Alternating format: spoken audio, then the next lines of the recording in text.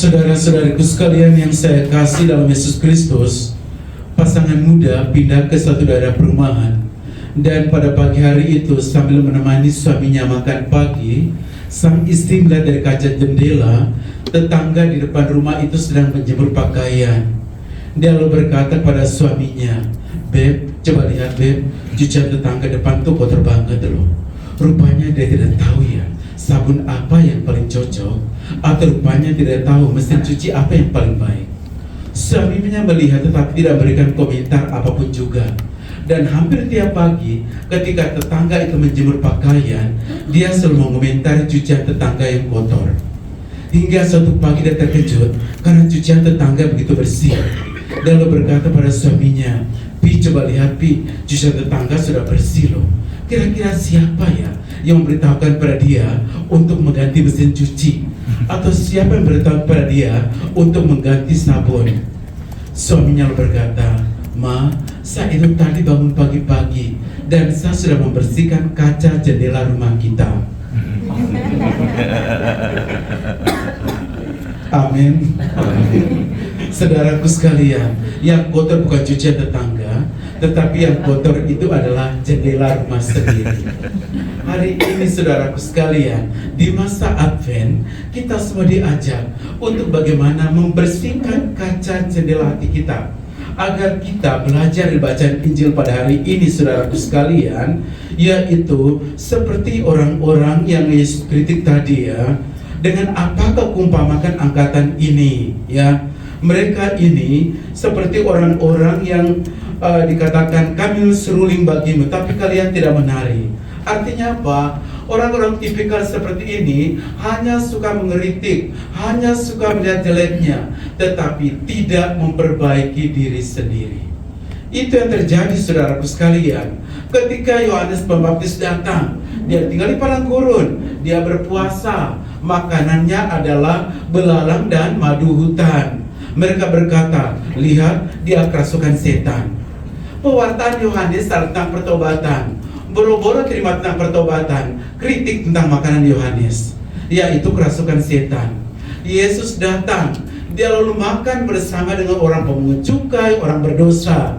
Lalu mereka berkata, "Lihat, seorang peminum dan pelahap." Kenapa saudaraku sekalian Yesus makan dengan mereka? Karena kita tahu bahwa dengan makan dengan orang-orang seperti itu, Yesus itu menghilangkan sekat-sekat sosial. Lihat saudaraku sekalian, waktu mujizat perbanyakan roti, Yesus beri makan untuk 5.000 orang. Ya, dikatakan di sana yang makan adalah 5.000 orang laki-laki, ya. Sehingga sisanya 12 bakul. Coba yang makan ibu-ibu, tidak ada sisa. Kita bungkus bawa pulang semua ke rumah. Jadi saudaraku sekalian, amat menarik, yaitu apa? Kenapa Yesus beri makan pada semua orang? Dalam keadaan itu semua orang kelaparan.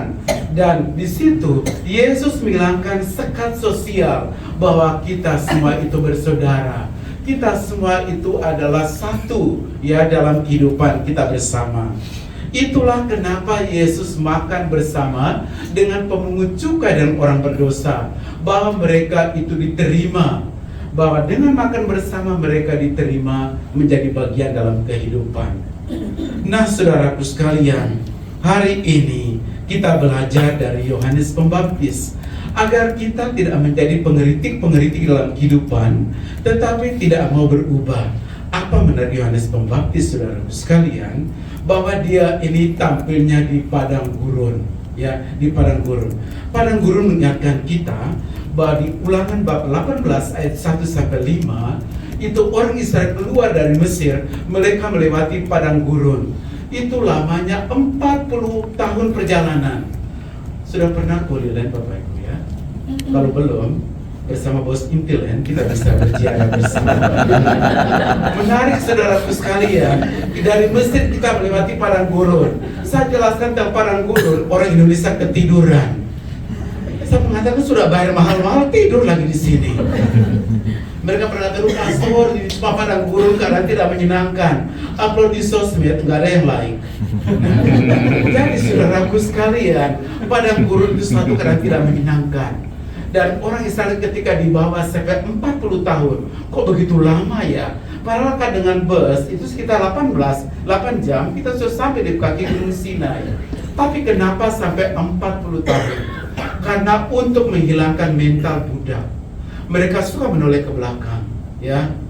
Ngapain bawa kami ke sini? Mendingan kami mati di Mesir dengan mata kami lihat kewali berisi daging, daripada di sini makan mana lagi, puyuh lagi. Mendingan kami di Mesir, kami mati dengan mata kami itu lihat daging dalam kewali. Suka menoleh ke belakang. Seringkali dalam hidup kita suka menoleh ke belakang. Orang sudah lupa, kita ingatin lagi. Lu masih ingat enggak?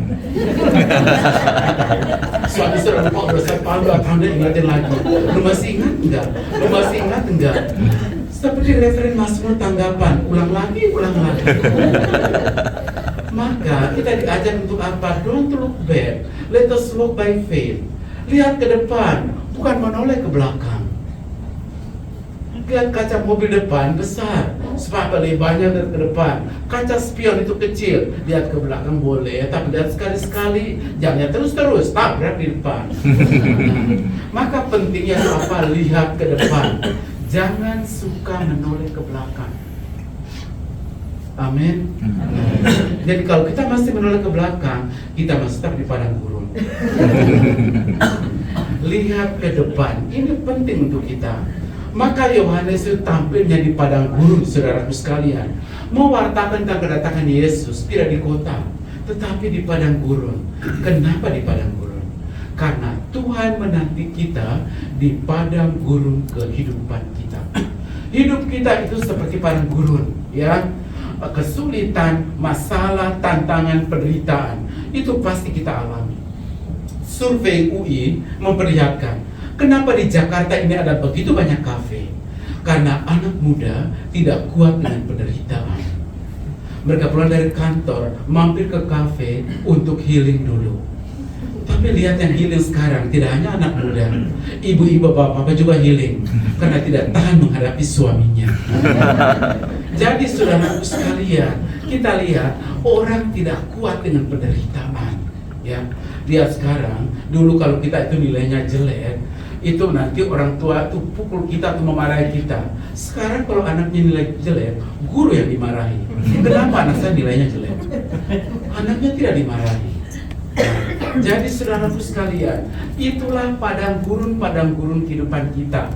Ada penderitaan yang kita alami dalam kehidupan kita. Tetapi melalui penderitaan itu, seperti Yohanes, dia menjadi nabi besar, itu diprosesnya di padang gurun. Demikian juga kita. Penderitaan itu menjadi tempat di mana kita diproses untuk menjadi lebih baik lagi. Amin. Ini penting. Maka hidup kita itu dibentuk melalui penderitaan. Waktu COVID kemarin itu kita dibentuk. Tapi luar biasa Intiland itu mereka tidak PHK orang. Ya, luar biasa. Kenapa? Kalau kita PHK lalu di hidup mereka nanti seperti apa? Itu bosnya itu begitu memperhatikan karyawan. Maka menarik saudaraku sekalian, dibentuk di dalam penderitaan untuk menjadi lebih baik lagi. Ada penderitaan supaya kita itu bisa lihat Tuhan. Seperti pernah ada kepala tukang buat bangunan, lantai atas dia suruh tukang di bawah untuk bawa satu alat ke atas. Tapi karena bunyi molen yang putar itu mesin dan semen pasir dan semen begitu kuat, maka dia terdengar. Oleh karena itu dia jatuhkan uang. Begitu Tuhan lihat uang, dia berkata, dulu puji Tuhan ada uang. Dia masukkan ke saku, tidak lihat juga ke atas. Malah Tuhan berpikir, uangnya kurang besar kali ya. Dia jatuhkan lagi 25.000. Dia uang, aduh puji Tuhan, dia masukkan ke saku, tidak juga ke atas. Akhirnya dia jatuhkan kerikil, kena kepalanya, baru lihat ke atas. Amin. Kerikil membuat lihat ke atas. Kalau kita uang lembaran merah biru, seringkali lupa lihat. Maka hari ini kita diajak, yaitu apa? Melalui penderitaan kita alami, kita diproses untuk apa? Bahwa kita hidup bukan dari roti saja, tapi dari setiap firman yang keluar dari mulut Allah. Tuhan